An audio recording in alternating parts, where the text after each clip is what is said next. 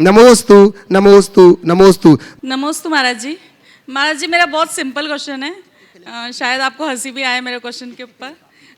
मुझे पूछना था कि धर्म क्या कहलाता है, मतलब।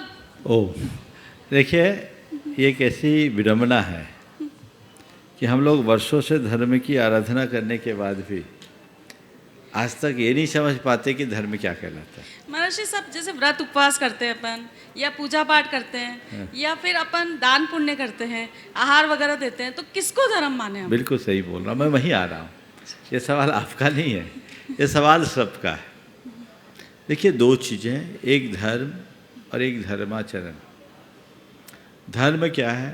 वो हमारे परिणामों की निर्मलता है, और धर्माचरण में वे सब चीज़ें आ जाती हैं जो हमारे परिणामों को निर्मल बनाने में सहायक बनते हैं।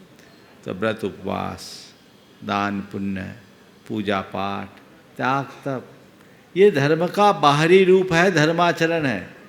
इन सब का मूलभूत प्रयोजन अपने भावों की निर्मलता, चित्त की विशुद्धि। यदि वो करने में हम समर्थ हैं तब तो हमारा धर्म फल रहा है, अन्यथा ऊपरी धर्म चल रहा है, ऐसा समझना चाहिए। चलिए, हीरा जी बड़जात्या हजारीबाग से। मैं हजारीबाग से हीरा बड़जात्या। नमोस्तु महाराज जी, नमोस्तु महाराज जी। मंगल मंगल होए सभी का, सबको नव वर्ष की शुभकामनाएं। है गली गली में शोर, शंका समाधान का, है बच्चा बच्चा दीवाना गुरुवर प्रमाण का, है बच्चा बच्चा दीवाना गुरुवर प्रमाण का। नमस्ते महाराज जी, नमस्ते महाराज जी। जियो तो मेहरबानी बन जाए और मरो तो कहानी बन जाए। महाराज जी, इस युक्ति को हम कैसे सार्थक करें? मेरी शंका का समाधान करें गुरुदेव। जीऊँ तो मेहरबानी बन जाए और मरूँ तो कहानी बन जाए, इस उक्ति को कैसे चरितार्थ करें? बड़ा सरल सा काम है। अगर हमने अपने जीवन को अपना कर्तव्य बना लिया तो जीते जी मेहरबानी होगी और मरने के बाद कहानी होगी।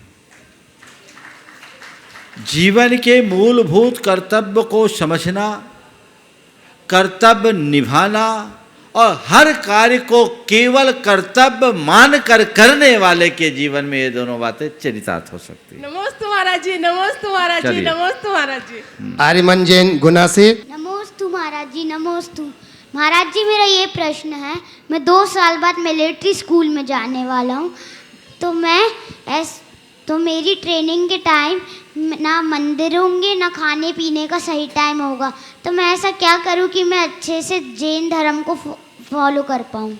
सबसे पहले तो मैं तुमसे सवाल करता हूं कि तुम मिलिट्री स्कूल में क्यों जाना चाहते हो? देश की रक्षा के लिए। बहुत सुंदर। देखो, सारे ऐसे स्कूल में ऐसी व्यवस्थाएं रहती है, खाने पीने का हमें जो हमारा शाकाहारी भोजन है वो लेना चाहिए। और मंदिर तो आजकल किसी भी हॉस्टल में जाएं प्राय नहीं मिलता, तो वहाँ पर घर से जितना सीख करके जाओ वो करना, और रोज़ भगवान का स्मरण करना, नमोकार मंत्र का जाप करना, और अपने जैन होने की पहचान को बनाए रखना, ताकि देश की रक्षा के साथ साथ जैन धर्म का नाम भी ऊंचा कर सको। चलिए, अंशुल जैन गड़ाकोटा से। श्री के चरणों में त्रैबार नमोस्तु।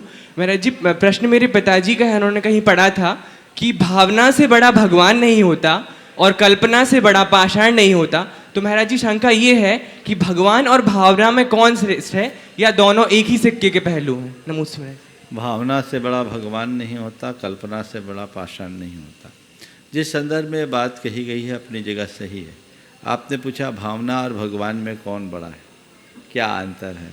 मैं तो ये बिल्कुल सही कहूँगा, यही कहूँगा कि भावना के बिना भगवान का भी कोई काम नहीं।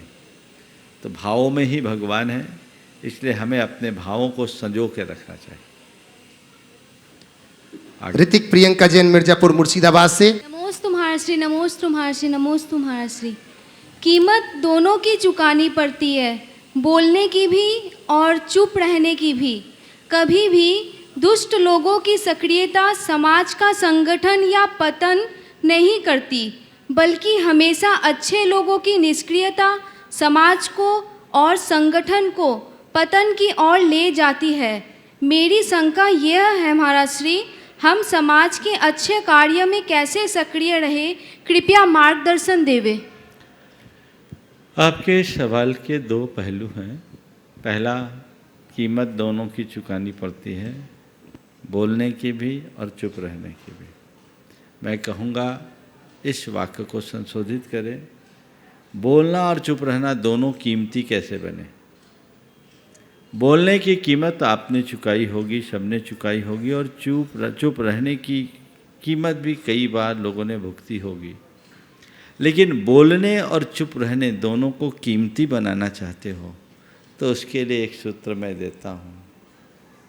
बोलने को अगर कीमती बनाना है तो बस एक व्रत ले लो, मीठा बोलेंगे और सार्थक बोलेंगे। मधुर बोलो और सार्थक बोलो तो बोलने में आपका बोलना कीमती हो जाएगा। और जहाँ बोलने से बवाल हो वहाँ चुप रहने की कला विकसित कर लो, तुम्हारा मौन रहना भी मूल्यवान हो जाएगा। अब आप दूसरा सवाल, समाज को दूसरे लोगों से उतना नुकसान नहीं पहुंचता जितना कि अच्छे लोगों के निष्क्रिय रहने से होता है। मैं यही कहूँगा, अच्छे लोगों को उदासीन नहीं होना चाहिए, उन्हें क्रियाशील रहना चाहिए। और ये क्रियाशीलता अगर बनी रहे तो सारा रास्ता अपने आप प्रशस्त हो सकता है। और ये बात बिल्कुल सही है, जब जब अच्छे लोग नेपथ्य में चले जाते हैं तो हमारी समाज की मूलभूत जो व्यवस्थाएं हैं वो समाप्त हो जाती है। एक किस्सा याद आ गया, तटस्थ होने का परिणाम कितना भयानक होता है, सुना दूँ? जी महाराज श्री। आज के संदर्भ में बड़ा प्रासंगिक होगा। जी महाराज श्री। एक बार एक गधा राजा के घोड़े से मिल गया। घोड़े ने राजा को देखा, गधे को देखा, बोला कितने दुर्बल हो तुम, मेरे साथ घुड़साल में चलो, बढ़िया दाना और हरी घास मिलेगी। उसने कहा भैया तुम घोड़ा, मैं गधा, तुम्हारे घुड़साल में मैं जाऊंगा, जैसे ही मुझे कोई देखेगा डंडे मार करके भगाएगा, इसलिए मेरे लिए मैदान ही अच्छा, तुम अपने घुड़साल में रहो। नहीं नहीं, वहाँ कोई नहीं देखेगा। बोले क्यों? बोले राजा के घुड़साल में जो होता उसे लोग घोड़ा मानते हैं। बोले ठीक है, घोड़ा मानते हैं, ठीक है, लेकिन जो उस घुड़साल का रखवाला वो देख लेगा तो? बोले नहीं, वो यही मानता है यहाँ जो घुस गया वो घोड़ा है। अच्छा चलो, प्रजा तो अंधी नहीं, प्रजा तो नहीं। बोले प्रजा भी वही मानती कि जो राजा के घुड़साल में घुड़साल का रक्षक जो बोल दिया वही सही है। बोले ठीक है, कभी राजा का मंत्री आ जाए तो?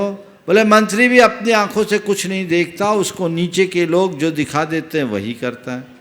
बोले ठीक है, मंत्री नहीं माने, मान लिया, वो गधे को घोड़ा मानेगा, मान लिए, लेकिन राजा आ जाए, राजा तो अंधा नहीं है, अगर कभी भूल से राजा आ गया और वो मुझे देख लिया तो मेरी तो हालत खराब हो जाएगी। बोले नहीं, तुम्हें पता नहीं, यहाँ राजा भी अपनी आंख से कुछ नहीं देखता, उसे अगर गधे को घोड़ा बता दिया जाए तो राजा भी गधे को घोड़ा ही मान करके चलता है। बोले ये चीज़ तो मैंने मान लिया, पर आम जनता तो आंख वाली है, वो तो मुझे कभी भी समझ लेगी कि मैं गधा हूँ, घोड़ा नहीं। बोले आम जनता की परवाह मत करो, यहाँ की आम जनता एकदम तटस्थ है, गधे को घोड़ा बनाओ तो क्या होगा, घोड़े को गधा कहो तो क्या होगा, हमको कोई लेना देना नहीं। ये आम जनों की तटस्थता गधे को घोड़ा बना देती है और घोड़े को गधा बना देती है। हमें घोड़े को घोड़ा बनाए रखने के लिए और गधे को गधे के रूप में पहचानने के लिए अपनी आंखें खोल के रखना चाहिए। नमोस्तु महर्षि, नमोस्तु महर्षि। दीपक ज्योति ईसा गर्भित दीवापुर से, और इसी के बाद तैयार रहेंगे रिमझिम जैन अनिल कुमार जी, गौशाला अध्यक्ष बी नवारा। नमोस्तु महाराज जी, नमोस्तु महाराज जी, नमोस्तु महाराज जी। मेरा लड़का का कल जन्मदिन था, तो उसके लिए आशीर्वाद चाहता हूँ। बोलो महाराज जी, उसको क्या संस्कार दिया जाए उसके जन्मदिन के उपलक्ष्य में? अभी है बेटा यहाँ? यहाँ है, थोड़ा घूम रहा है बाजार में। अरे तो उसको लेके आता। देखो जन्मदिन बच्चों का गुरुओं के सानिध्य में मनाना, तीर्थ क्षेत्रों में मनाना उनके लिए एक अच्छी प्रेरणा देता है और उस प्रेरणा से बच्चों में एक बड़ा बदलाव आता है। बच्चों के सुख शांति के लिए, उनके मौज मस्ती के लिए भी आप सुविधाएं दें, लेकिन उनको एक बात उनके हृदय में बैठाने की कोशिश करें कि धर्म के बिना जीवन सार्थक नहीं होगा। अगर वो धार्मिकता के साथ अपने जीवन को आगे बढ़ाएंगे तो उनके जीवन में सब चीज़ें होंगी। तो उनके हृदय में धार्मिक भावनाएं बनाएं, दया के संस्कार जगाएं। उन दिनों बच्चों को घरों में भी आप लोग रहते हैं तो आप अनाथ आश्रम ले जाएं, उनको उनके हाथ से कुछ भेंट करवाएं, गौशालाओं में ले जाएं ताकि उनके हृदय में दया और करुणा के भाव हो। परिवार के लोग एक साथ सुबह से अपनी शुरुआत ऐसी करें कि सुबह से बच्चे को जिन मंदिर ले जाएं। 8 वर्ष से बड़ा है बेटा तो उससे अभिषेक कराएं, छोटा है तो अभिषेक दिखाएं, बेटियां हैं तो उसे अभिषेक दिखाएं। घर लाकर उसे एक ऊँचे आसन पर बिठाएं, उनके मस्तक पर शेषाक्षत अर्पित करें जो पूजा के शेषाक्षत है। हर लोग, बड़े लोग उसको आशीर्वाद दे शेषाक्षत डालकर, दीर्घायुष्को भव, चिरंजीवी भव, कुलवर्धको भव, धर्म धुरंधरो भव, यशस्वी भव, तेजस्वी भव, तपस्वी भव, मनस्वी भव, ऐसे आशीर्वाद सूचक वचनों का प्रयोग करते हुए उसको आशीष दें। और फिर उस दिन उसको प्रमुखता मिले घर में, तो उसका परिवार से लगाव होगा, परिवार में उसे अपने स्थान का एहसास होगा। अनाथ आश्रम जैसी जगह में जाएगा तो उसे जीवन के प्रति जागरूकता होगी, दया करुणा के भाव आएंगे। गौशाला वादिक में जाएगा तो संवेदना जगेगी और ये सब चीज़ें जुड़ेगी तो उसका जीवन अपने आप संस्कारित होगा। ऐसे कल तो पहाड़ पे गया था दर्शन। बहुत बढ़िया, चलिए। नमस्ते महाराज। रिमझिम अनिल कुमार जी जैन, गौशाला अध्यक्ष बीना बारा, पांडे परिवार। और बंधुओं, ये वो परिवार है जिन्होंने अभी एक स्वर्ण की चैन भी दी थी। अभिनंदन होना था, अभी आ नहीं पाए थे। मैं सुनील जी से निवेदन करता हूं कि यही इनका अभिनंदन करेंगे। जोरदार तालियां बजा करके इस परिवार का हम अभिनंदन कर रहे हैं। लीजिएगा और प्रश्न भी पूछेंगे और इसके बाद तैयार रहेंगे सोनम जैन खुरई से।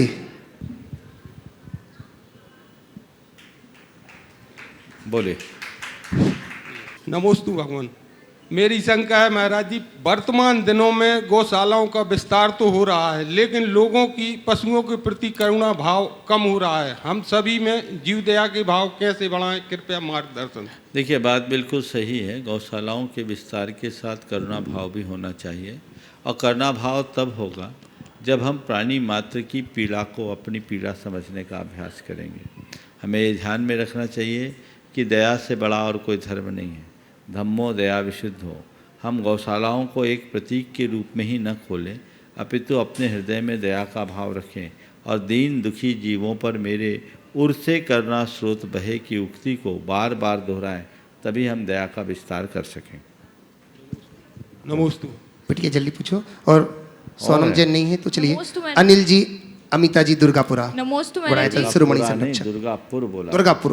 महाराज जी, मेरा प्रश्न यह है कि शक्कर को अगर अंधेरे में भी खाया जाए तो वो मीठा ही लगता है, उसी प्रकार अच्छे कर्मों को अनजाने में भी किया जाए तो उनका फल भी मीठा ही होता है। तो इसी प्रकार हम अपने जीवन में अच्छे कर्मों को कैसे करें और जिससे हम अपने संसार की करवाहट से बच सकें। और महाराज जी, हमारे पापा गौशाला के अध्यक्ष हैं, तो हम भी अपने जीवन में मतलब कि हमारे मन में भी उन गौ माँ के प्रति समर्पण का भाव है, सेवा का भाव है, ऐसा क्या करें? देखिए, मार्गदर्शन। बहुत अच्छी बात नमोस्तु कही। महाराज जी। अच्छे कर्म को हम अनजाने में भी कैसे करें। सबसे पहले मैं ये कहूँगा, अच्छे कर्म क्या है इसे पहचानो,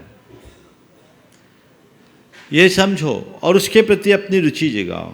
मुश्किल ये है कि ज़्यादातर लोग अच्छे और बुरे कर्म का भेद ही नहीं कर पाते। मेरे कौन से कर्म अच्छे हैं, कौन से कर्म बुरे हैं, इन सबको इनकी पहचान होनी चाहिए और अच्छे कर्मों को पहचानने के साथ उन्हें अपनाने का प्रयत्न करना चाहिए। जब हम अच्छे कर्म को पहचान कर उन्हें अपनाने की कोशिश करते हैं, हमारी रुचि उनके प्रति बढ़ती है, तो सहज रूप से हम उस दिशा में आगे बढ़ना शुरू कर देते हैं। तो पहला काम, अच्छे कर्म क्या हैं और जो अच्छे कर्म हैं उनको हम चुनें और एक साथ 10 अच्छे कर्म करने की जगह एक अच्छे कर्म को अपनी रुचि के अनुरूप चुनें और उसे अपनी कार्यसूची में प्राथमिकता में सबसे ऊपर रख दें कि ये कार्य मुझे करना ही है, ये कार्य मुझे करना ही है, इसे अपने चरम तक पहुंचाना है। तो हम धीरे धीरे और अच्छे कर्मों को करने में सफल हो सकेंगे। दूसरी बात, पिताजी तुम्हारे गौशाला से जुड़े हैं, तुम लोगों के हृदय में भी गौशाला के प्रति रुझान कैसे बढ़े। मैं तो ये कहूँगा, जो कार्यकर्ता गौशालाओं में गौ सेवा कर रहे हैं उनके अनुभवों को सुनो तो पाओगे कि उनके जीवन में कितना बड़ा बदलाव है, वो कितनी सुख शांति का अनुभव कर रहे हैं, उनके हृदय में कैसी प्रसन्नता का अनुभव है। तो उसके आधार पर आपको अपने आप प्रेरणा मिलेगी। मेरे संपर्क में कई लोग हैं जिन्होंने जो अपनी बातें कहते हैं, महाराज जी जब तक हम गौशाला से नहीं जुड़े थे हमारे साथ बहुत सारी परेशानियां भी रहती थी, बीमारियां भी रहती थी, विपत्तियां भी आई, लेकिन जब से हमने गौ सेवा का उपक्रम शुरू किया हमारे जीवन में बहुत बड़ा बदलाव आया। हो सकता है तुम्हारे पिताजी का भी ऐसा कोई अनुभव होगा, और अगर ऐसा कोई अनुभव है तो मैं उनको 20 सेकेंड का समय दूंगा, अपनी बात पूरी करें ताकि और लोगों को भी प्रेरणा मिल सके, और यही प्रेरणा लोगों को आगे बढ़ने में सहायक होगी। महाराज जी 2015 में गुरुजी ने बुला के आशीर्वाद दिया था, उसके पहले हम मंदिर भी कम जाते थे। 15 के बाद जो रुचि बढ़ी तो मतलब उसके बाद अपन ने पीछे मुड़ के नहीं देखा। बहुत सुंदर। और दोनों बेटियां हमारी सीए कर रही फर्स्ट अटेम्प्ट। बहुत सुंदर, बहुत सुंदर। दोनों बेटियां प्रतिभा स्थली से पढ़ी हैं। बहुत सुंदर। और ये बेटा। चलिए अनिल जी, अमिता जी दुर्गापुर पश्चिम बंगाल से, और इसी के साथ तैयार रहेंगे विवेक जी जैन सिंगापुर से, चूंकि आज इनको वापस जाना है सिंगापुर, तो आए अंतिम प्रश्न अपना यहाँ पर रखेंगे विवेक जी का। दोनों गुरुदेव के चरणों में त्रिबार नमोस्तु नमोस्तु नमोस्तु। गुरुदेव, एक समझदार कृषक होता है तो वो खरपतवार को समय समय पर दूर करता है और उचित समय पर उसमें सिंचाई करता है, उसमें खाद डालता है, तभी उसकी फसल बहुत अच्छी होती है। तो गुरुदेव, मेरा प्रश्न ये है कि हम किस तरह से, इसी तरह से हमारे जो संबंध होते हैं पारिवारिक या सामाजिक संबंध, उसमें अनचाही भ्रांतियाँ उभर जाती हैं, तो उन भ्रांतियों को दूर करने के लिए, शंकाओं को दूर करने के लिए हम क्या करें कि पूरे वर्ष हमारे संबंधों की खेती हरी भरी रहे, लहलाती रहे। बहुत अच्छा सवाल आपने पूछा है। संबंधों की खेती को हरी भरी बनाए रखने के लिए हम क्या करें? आपके प्रश्न का उत्तर आपके प्रश्न में ही है। क्या करें? भ्रांतियों की खरपतवार को उखाड़ना शुरू करो, संवादहीनता और अविश्वास की खरपतवार को हटाना शुरू करो। लेकिन ये कब संभव होगा? जब हमारी नज़र फसल पर होगी। किसान की प्रमुखता फसल होती है, और जब वो फसल को प्रमुखता देता है तो उसे एकदम इस बात का हर पल ख्याल रहता है कि कहीं खरपतवार आकर के मेरी फसल को ख़राब न कर दे, कहीं खरपतवार आकर के मेरी फसल को ख़राब न कर दे। मुझे फसल की सुरक्षा करनी है। उसके अंदर की ये समझ ही उसे फसल को प्रति जागरूक करती है, और न केवल फसल के प्रति जागरूक करती है अपितु खरपतवार भी उखाड़ने में सहायक बनती है, प्रेरित करती है।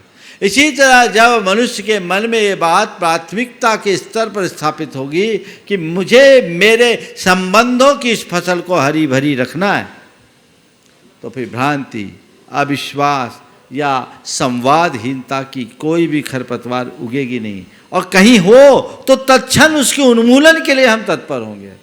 मुश्किल ये है कि आज के इस दौर में लोग संबंधों की बात जरूर करते हैं पर अन्य बातों को इतना महत्व दे देते हैं कि संबंध गौण हो जाते हैं और बाकी चीज़ें प्रमुख हो जाती हैं। जब फसल गौण होगी और खरपतवार मुख्य हो जाएगी तो ऐसी स्थितियां निर्मित होगी। इसलिए हमें फसल को प्रमुखता देना है, खरपतवार को नहीं। नमोस्तु। अपने परिवार के साथ और तैयार रहेंगे दिनेश जी जैन भोपाल से। महाराज श्री के चरणों में बारंबार नमोस्तु नमोस्तु नमोस्तु। महाराज श्री, मेरा प्रश्न है कि हम अपने आराध्य गुरुओं से किन भावों के साथ विदाई लें? गुरुओं से कभी विदाई मत लो, गुरुओं को हृदय में बसा कर रखो। विदाई लेने का काम ही नहीं,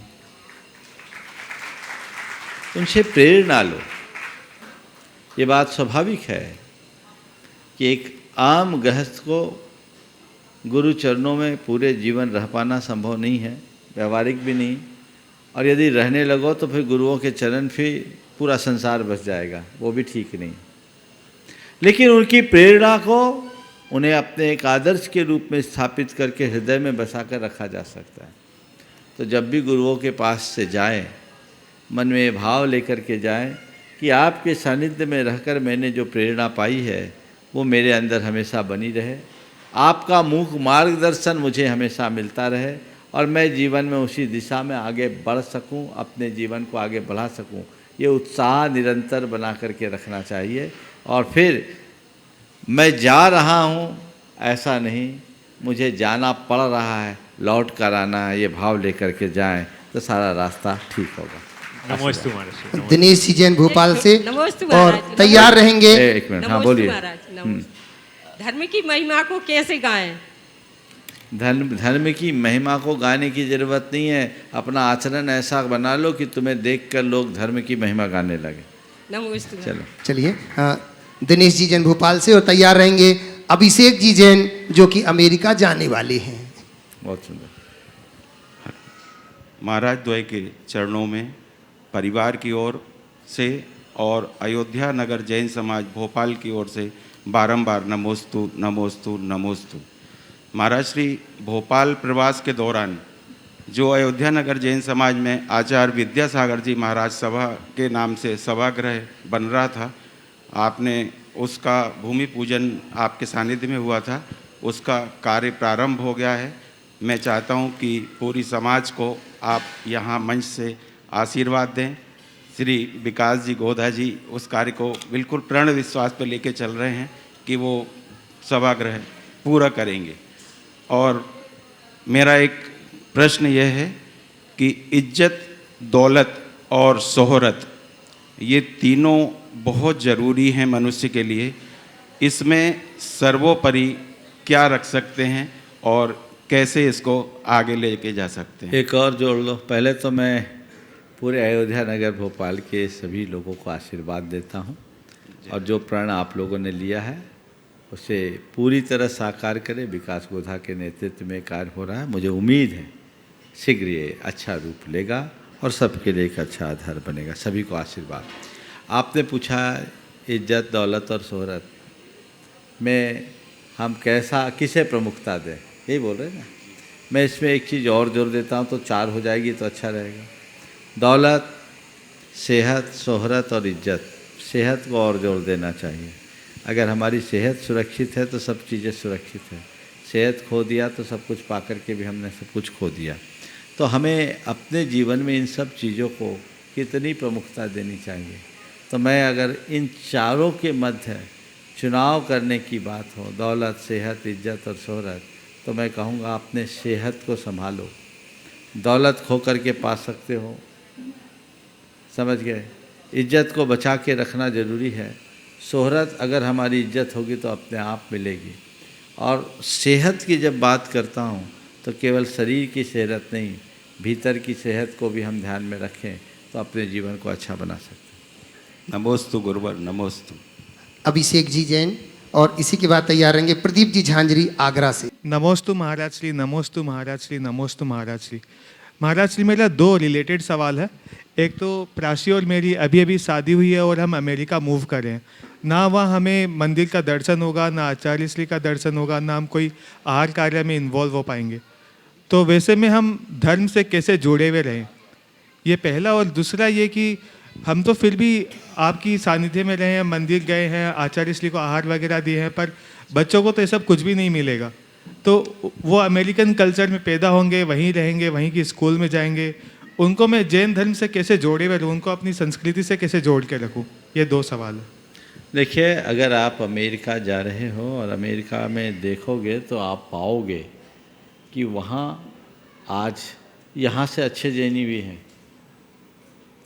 वहाँ के भारतीयों में आप बहुतों को ऐसे भी देखोगे जो विशुद्ध भारतीय दिखेंगे, और वहाँ बहुत सारे जैन भाई हैं जो विशुद्ध जैन हैं। आपको सुन कर के एक अच्छा एहसास होगा कि इस बार की पिच्छी भी न्यूयॉर्क गई और वो संयम के पालन करने के साथ, ऐसे नहीं कि उन्हें ऐसी कृपा करके दे दी गई। तो ऐसा नहीं है कि बाहर लोगों के जीवन में धर्म नहीं है। हम दुनिया में कहीं जाएं, अगर हमारी निष्ठा बनी रहे तो हम सब काम कर सकते हैं। ये बात सही है कि यहाँ की तरह वहाँ धर्म ध्यान करने की अनुकूलता हमारे लिए नहीं है, लेकिन कृत कारित अनुमोदन में सब काम कर सकते हैं। आज भी हजारों लोग वहाँ रह कर के भी यहाँ की सब बातों को फॉलो कर रहे हैं। और अब तो टेक्नोलॉजी का युग है, जब हम प्रत्यक्ष नहीं कर सकते तो परोक्ष जितना बन सके उतना करने का पुरुषार्थ और उद्यम हमें करना चाहिए। यदि वो प्रयास हम कर लेते हैं तो वह भी हमारे जीवन के लिए उपलब्धि होगी। और फिर रहा सवाल सीधे देकर, तो जितना बन सको दो, बन सके दो, और न दे पाओ तो अनुमोदना करो। समझ गए? और इसका एक बड़ा सरल सा सॉल्यूशन है। अब तो दुनिया बहुत छोटी हो गई, सिमट गई है। वहाँ जो लोग रह रहे हैं उनके लिए मैं कहूँगा, अब तो वहाँ बहुत बड़े बड़े मंदिर बनने लगे हैं, पत्थर के मंदिर बनने लगे हैं, पंचकल्याणकों की तैयारी है और बन भी चुके हैं। तो भी वहाँ रहो, आप अपने और ध्यान तो कर सको करो। प्रत्यक्ष रूप से अपने को साक्षात देना तो एक तय कर लो, साल में एक बार आऊँगा, 8-15 दिन में अपनी बैटरी को फुल चार्ज करके यहाँ से जाऊँगा तो अपना काम हो सकता है। ये भी एक रास्ता बन सकता है। समझ गए? नमोस्तु महाराज जी, महाराज जी के चरणों में कोटि कोटि से नमोस्तु। महाराज जी, मैंने यात्रा समय से करके की थी, तो ये सॉक्स पहन के करनी चाहिए या नहीं करनी चाहिए? सॉक्स से ये लोग पहन लेते हैं, मौजे पहन लेते हैं, पर मैंने तो नंगे पैरी की अब तक की वंदना सारी की हैं। ये पूछा चाह रहा हूं। सॉक्स पहनने की जगह ऊपर जाएं तो बहुत लोगों को पैरों में तकलीफ होती है। बाज़ार में इनक्लेट मिलते हैं, वो शुद्ध होते हैं, वो केवल वंदना के लिए, वो आप प्रयोग में लें, ज़्यादा अच्छा है सॉक्स की जगह। नमोस्तु महाराज जी। मेहुल मुकेश जी कुंडलपुर कमेटी से, और इसी के बाद तैयार रहेंगे पूर्व विधायक संजय जी पाटिल। गुरुदेव के चरणों में त्रैवार नमोस्तु नमोस्तु नमोस्तु। अभी आचार्य श्री के कुंडलपुर प्रवास के दौरान आचार्य श्री ने एक मंत्र दिया, ओंकाराय नमो नमः। यह कोई शंका नहीं है, आचार्य श्री के मुंह से जो शब्द निकलते हैं उसमें कोई शंका नहीं होती। मैं यह चाहता हूँ गुरुदेव कि इसके बारे में विस्तार से बताया जाए, हम श्रावकों को इससे क्या। देखिए, ओंकाराय नमो नमः गुरुदेव ने कब कहा, किस संदर्भ में कहा, किससे कहा, मुझे पता नहीं, पर अभी ये कुछ दिनों से चर्चा का विषय है। मुझे किसी ने बताया कि गुरुदेव ने कुछ अजैन बंधुओं के बीच अपने उपदेश में ये ओंकाराय नमो नमः कहा। मैं एक ही बात जानता हूँ कि हमारे परमेष्ठी वाचक मंत्र बहुत मूल्यवान होते हैं, और शास्त्रों में बताया गया 35 16 56 चतुर्दुग मेघः जपः च झाये है परमेष्ठी वाचयानम अन्नम च गुरु वयेशेन। तो 35 अक्षर, 16 अक्षर, 4 अक्षर और 2 अक्षर तथा 1 अक्षर का जाप करो। 1 अक्षरी मंत्र में ओम है, तो ओंकाराय नमो नमः। लेकिन उसके साथ एक बात और जोड़ दी कि अन्नम च गुरु वयेशेन, गुरु के मुख से जो शब्द मिल जाए वो मंत्र है, इसमें दिमाग मत लगा। तो गुरु मुख से यदि ओंकाराय नमो नमः मिला है और ये आपके लिए मिला है तो होगा, किसी और के लिए मिला है तो आपको लाभ करे, ऐसा मत सोचना। उन्होंने कब कहा मुझे पता नहीं, किस संदर्भ में कहा इसकी मुझे जानकारी नहीं, लेकिन जब भी कहा, जिस संदर्भ में भी कहा, उसे हमें देखना चाहिए। नमोस्तु। पूज्य गुरुदेव के चरणों में समस्त गौ सेवा धाम जैन समाज शैबुर का त्रिवार नमोस्तु। गुरुदेव, हम सभी शैबुरा में गौ सेवा चिकित्सा केंद्र चलाते हैं। शैबुरा अंतर्गत जितने भी एक्सीडेंट या बीमार लाचार गाय रहती हैं उनको गौशाला लाकर उनका निःशुल्क इलाज करते हैं। कभी कभी गुरुजी कुछ केसेस में ऐसा होता है उनकी एक्सीडेंट से रीढ़ की हड्डी टूट जाना या बहुत ही परिस्थिति गंभीर हो जाना, तो रीढ़ की हड्डी का जैसे कहीं भी इलाज संभव नहीं हो पाता है, तो उस संबंध में हम लोग क्या करें? जो उचित उपचार होता है वो तो हम लोग कर देते हैं महाराज श्री, उनकी अंतिम मरण हम लोग कैसे सुधारें? कृपा कर मार्गदर्शन दीजिए। देखिए, बहुत गंभीर सवाल है। पहले तो हमें जो मेडिकल फैसिलिटीज़ है ऐड है वो देना चाहिए, साथ ही साथ उनको संबोधना चाहिए और उनके आत्मोद्धार का रास्ता भी खोलना चाहिए। नमोकार मंत्र आदि दे करके उनके संबोधन के साथ आप लोगों ने अच्छे से अनुभव किया होगा कि अंतिम क्षणों में जितने भी गाय आदि हैं वे सब बहुत गंभीर हो जाते हैं, अपनी बात को बहुत अच्छे से सुनते भी हैं और प्रायः भोजन पानी छोड़ देते हैं। तो यदि आप लोग चाहो तो उनकी उस समय संलेखना भी करा सकते हो और ये एक बहुत अच्छा रास्ता है। नमस्ते मनीष। चलिएगा, विकास प्रीति जी दीमापुर से जो कि स्तंभ के रूप में जुड़े हैं, एक प्रतिमा भी इनकी यहाँ पर स्थापित होगी बंधुओं, और इसके बाद तैयार रहेंगे भरत जैन नांदगांव से। नमस्ते महाराज जी। बोलो। मैं बोलो जल्दी। महाराज जी, नींद न देखे टूटी खाट, भूख न देखे झूठे बात, काम न देखे जात कुजात, धन न देखे दिन और रात। ये चारों शब्द आत्मा के पतन के कारण है, फिर भी हम लोग उसी में रमे हुए हैं, तो इससे कैसे बचें? इसलिए रमे हुए कि बस अभी तक उसी का स्वाद लिया है, उसकी ही रुचि रही है। जिस दिन आत्मा का स्वाद जाग जाएगा, इन सब का मोह छूट जाएगा। चलिए। भरत जी जैन नांदगांव से, और निवेदन करूंगा ब्रह्मचारी जिनेश भैया जी इंदौर से, संस्कार सागर पत्रिका। नमस्ते गुरुदेव, नमस्ते गुरुदेव। मेरी शंका ये है, श्रद्धा भक्ति सभी करते हैं, विधान करते हैं, पर अपन बोलते हैं श्रद्धा से करो तो फल मिलता है, तो ये श्रद्धा कैसे पहचानी जाए? देखिए, श्रद्धा है तब तो आप कर रहे हैं, लेकिन अब श्रद्धा में भी तरतमता होती। कर रहे हैं, देखिए विधान करते हैं, समेत शिखर जी में भी विधान करते हैं। कई तरह के लोग होते हैं, कुछ लोग ऐसे होते हैं जो बहुत भावों से भर कर विधान करते हैं, महीनों से सोचते चलते हैं कि नहीं मुझे विधान करना है, करना है, करना है, करना ही है, और मुझे किसी चीज़ की कमी नहीं करना।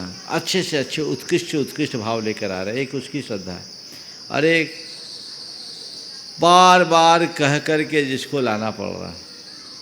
ठीक है, आप कह रहे हो तो हम चल रहे हैं। बहुत सारे लोग तो कहते भैया 8 दिन जाना पड़ेगा, वहाँ करेंगे क्या, वहाँ क्या करेंगे, 8 दिन जाना होगा। तो अब बताओ, ये इसकी श्रद्धा है? अश्रद्धा नहीं है, श्रद्धा भी है, पर बड़ी कमज़ोर। तो बस उसको हम जितना बढ़ा ले, समझना वही हमारी उपलब्धि है। समझ गए? तो उसे बढ़ाने का पुरुषार्थ होना चाहिए, उद्यम होना चाहिए। नमस्ते गुरुदेव। ब्रह्मचारी जिनेश भैया जी इंदौर से, और तैयार रहेंगे प्राची जैन, रवि जैन विजयनगर से। महाराज श्री के चरणों में बारंबार नमोस्तु। महाराज श्री, आज विडंबना यह है कि पूजा में लगभग 95% लोग ठौना में स्थापना मानते हैं। ठौना में स्थापना होना चाहिए या नहीं होना चाहिए, ये स्थापना कहाँ होना चाहिए? क्योंकि ये आपके माध्यम से बहुत से लोग तो सुधर गए हैं, पर हम चाहते कि आपके माध्यम से। बहुत अच्छी बात आज आपने फिर से याद दिलाई। देखिए, ठोना एक मंगल है अष्टमंगलों में, और पूजा में हम उसे रखते हैं। और जब हम स्थापना करते हैं तो ठोने में स्थापना नहीं करते हैं, भगवान को तो हृदय में स्थापित किया जाता है। समझ गए? और स्थापित करके सन्निधिकरण करते हैं। सन्निधिकरण का मतलब है ये साक्षात अरहंत परमेश्वर है, ये साक्षात समोसरन है, मैं साक्षात इंद्र हूँ, उनकी आराधना कर रहा हूँ। इस प्रकार भगवान के साथ अपनी सन्निधि की स्थापना का नाम सन्निधिकरण। तो इस भाव से जब हम सन्निधिकरण करते हैं तो हमारा भाव विशुद्ध होता है, निर्मल होता है। ठोने पर जहाँ तक सवाल है, कई लोग ओम बनाते हैं, कोई लोग 3 चावल चढ़ाते हैं, कई लोग 9 चावल चढ़ाते हैं। इनका कहीं आगम में कोई भी उल्लेख देखने को नहीं मिलता। ठोने में क्या लिखा है, उसके लिए एक ही बात मिलती है जो जयसेन प्रतिष्ठा पाठ में देखने को मिली। मैंने आज के उपलब्ध लगभग सभी प्रतिष्ठा पाठों का विलोडन किया है, लेकिन एक ही प्रतिष्ठा ग्रंथ में ये बात मिली है कि स्वस्तिकोपरि पुष्पांजलिम छिपेत। क्या लिखा? स्वस्तिकोपरि पुष्पांजलिम छिपेत। इसका अर्थ क्या हुआ? उस ठोने में स्वस्तिक बनाइए और उसमें पुष्पों की अंजलि छोड़िए, न 3 न 9 न 1, बार बार नहीं। अत्र अवतर अवतर संवोषट इत्याह्वाननम, अत्र तिष्ठ तिष्ठ ठ ठ स्थापनम, अत्र मम सन्निहितो भव भव वसट सन्निधिकरणम बोलकर पुष्पांजलि छेपे। ये इसकी प्रक्रिया है। कई लोग उसमें चावल गिन के करते हैं, बाद में उसको ठंडा करने के लिए उसमें पानी डालते हैं। ये सब चीज़ें नहीं, ये हमारे पूजा के संकल्प का प्रतीक है। हमने ठोने में उस पुष्पांजलि को अर्पित करके संकल्प किया कि अब मैं पूजा कर रहा हूँ और इस अवधि तक मेरी स्थिति अब भगवान के सेवक के रूप में है, भगवान की पुजारी के रूप में है, और जब तक मेरी पूजा संपन्न नहीं होती तब तक मेरा संकल्प यथावत रहेगा। अंत में जब पूजन का संकल्प हो जाए तो न तो ठोने को हिलाने की ज़रूरत है, न पानी उसमें डालने की ज़रूरत है, कुछ करने की ज़रूरत नहीं है। बस हमने विसर्जन पाठ किया, हमारी पूजा का संकल्प हो गया। ठोने को इसलिए लोग पलट देते हैं ताकि दूसरे लोगों को ये पता लगे कि ये विसर्जन हो गया, ये इसका तरीका है। तो सम्यक तरीका तो यही है। अब जितने विद्वान, जितने महाराज और जितने त्यागी उतने मत बन गए हैं इनमें, मैं क्या कहूँ आपको। जो मुझे समझ में आया वो मैंने बता दिया, अब आपको जो समझ में आया वैसा आप करो। नमस्ते महाराज। प्राची रवि जैन विजयनगर से और तैयार रहेंगे दीक्षा जैन भिंड से। नमोस्तु महाराज जी, नमोस्तु महाराज जी, नमोस्तु महाराज जी। मैं विजयनगर से। मेरा ये प्रश्न है कि आजकल जो विधान उधान करते हैं तो मांडला जी नहीं मान के वो विधान करते तो वो सही है क्या? मांडला जी नहीं मानते उसके विधान करते तो वो सही है क्या? देखिए, मांडना जी मांड करके विधान करने में मंडल विधान है, उत्तम तो वही है, लेकिन नहीं करते तो नुकसान नहीं है, उसको आप पूजन मान सकते हैं, कर सकते हैं, विधान कर सकते हैं, कर सकते हैं। चलिए, नमस्ते महाराज। दीक्षा जैन भिंड से प्रदीप जी झांझरी हमारे बीच में आ चुके हैं, वो अपना प्रश्न रख रहे हैं। प्रदीप जी झांझरी डीमापुर से हमारे बीच में। प्रदीप जी झांझरी बंधुओं, डीमापुर से ये वो शख्सियत है लगातार पूज्य श्री के चरणों में जिन्होंने वंदन किया है। मैं इनके अभिनंदन करने के लिए निवेदन करता हूं। प्रदीप जी हमारे बीच में है, सुनील जी से निवेदन करता हूं, सीएफओ इनका अभिनंदन कर रहे हैं प्रदीप जी झांझरी का। सुनील जी अजमेरा कर रहे हैं उनका अभिनंदन, जो कि गुणायतन के संयुक्त महामंत्री हैं। निवेदन कर रहा हूं, जोरदार ताली तो बजाओ भैया इनके लिए।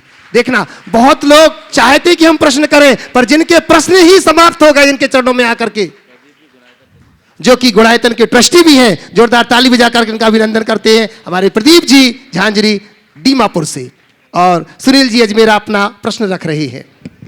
और इसके बाद तैयार रहेंगे सारांश जैन सागर से। दय मुनि श्री के चरणों में दिगंबर जैन पंचायत हजारीबाग का बारंबार नमोस्तु नमोस्तु नमोस्तु। गुरुवर, विदेशों में बहुत बड़े बड़े जिनाले बन रहे हैं और उनमें जिनबिम भी स्थापित होंगे, तो उनकी प्रतिष्ठा के लिए क्या आप लोग वहाँ पधारेंगे? उनकी प्रतिष्ठा कैसे होगी? देखो, अगर ऐसी व्यवस्था होती कि हम लोग वहाँ पधार सके तो पधारने में कोई संकोच वाली बात नहीं है, लेकिन हम लोग वहाँ पधार नहीं पाए तो कोई बात नहीं। ऐसी बहुत सारी व्यवस्थाएं हुई है कि यहाँ से भगवान की प्रतिष्ठा करके विदेशों में पधारा गया है, वहाँ विराजमान किया गया है। तो बहुत जगह मुनियों के द्वारा यहाँ से प्रतिष्ठा करा करके भी किए गए और बहुत स्थानों पर वहाँ पर भी प्रतिष्ठाएं कराई गई।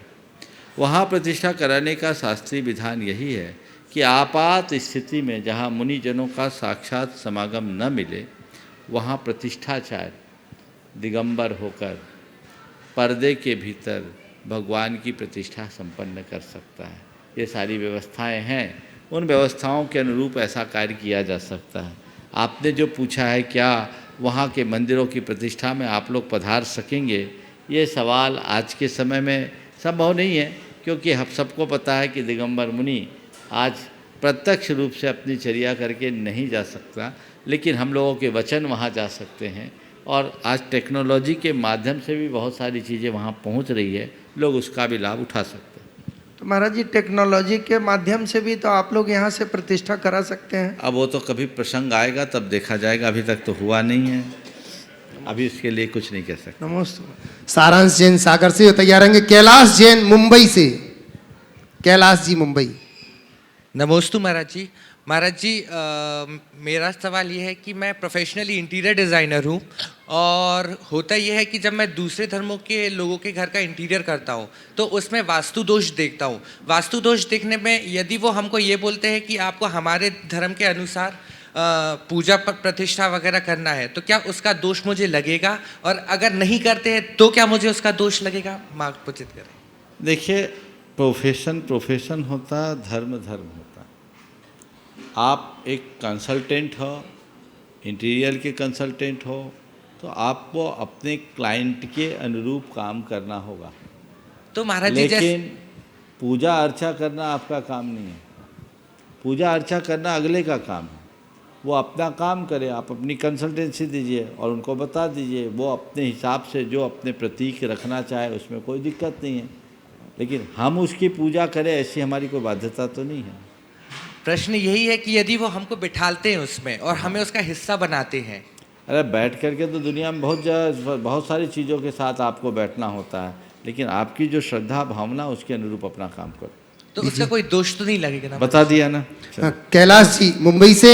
और बंधुओं मैं आपसे कहना चाहूंगा कि पूज्य श्री के आशीर्वाद से प्रतिदिन यहाँ पर गणधर वलय विधान हो रहा है मध्यकाल 1 बजे से। मैं आपसे निवेदन करना चाहूंगा जो भी इस विधान में शामिल होना चाहते हैं वो अपने पूरे परिवार के साथ इसमें शामिल हो सकते हैं। यदि आप बाहर से आकर के यहाँ रुक रहे हैं तो हमारा गुणायतन उन्हें 3 दिन की रुकने की व्यवस्था भी यहाँ पर दे रहा है। 1 दिन का विधान और 3 दिन की संपूर्ण व्यवस्था उनको देगा। मात्र 31,000 रुपए की राशि के माध्यम से अगर कोई चाहे तो उसमें शामिल हो सकते हैं। लगातार लोग उससे जुड़ते जा रहे हैं। और अंतिम प्रश्न के रूप में कैलाश जी मुंबई। नमोस्तु महाराज श्री, नमोस्तु महाराज श्री, नमोस्तु महाराज श्री। महाराज श्री मेरा प्रश्न यह है, महाराज श्री सिद्ध पद तो पाना चाहते हैं और प्रति समय आत्मचिंतन भी रहता है, पर उसी के बीच कभी क्रोध आ जाता है, कषाय हो जाती है, तो उसमें सहज कैसे रहे और आचरण भी सही नहीं बन पाता है। देखिए बात बिल्कुल सही है, हर पल सहज रह पाना संभव नहीं है। कई बार मन असहज हो जाता है, लेकिन जब भी मन असहज हो अपनी निंदा ग्रह करो और अपने आप को पुनः सहज बनाने का पुरुषार्थ करो। समझ गए? बार बार शिथिलता आए, जैसे हम लोग गिरते हैं फिर संभल करके चलना शुरू करते हैं, वैसे ही गिर करके फिर चलना हम शुरू करें। ये अभ्यास हम बनाए रखेंगे तो धीरे धीरे हमारी स्थिति मजबूत होगी और एक समय ऐसा आएगा कि हम उससे पूरी तरह बच करके चल सके और अपने जीवन को सफल और सार्थक बना सके। ये तो स्वभाव ही है, हम जैसा करते हैं बार बार वो संस्कार उभरते हैं और हमारे साथ वैसा हो जाता है। उसकी पुनरावृत्ति से हम इसी रूप में बच सकते हैं। इस प्रकार आज के सत्र को परम पूज्य गुरुदेव के चरणों में नमन अर्पित करते हुए यहीं पर विराम। बोलिए परम पूज्य आचार्य गुरुवर श्री विद्यासागर जी महाराज की जय जय जय।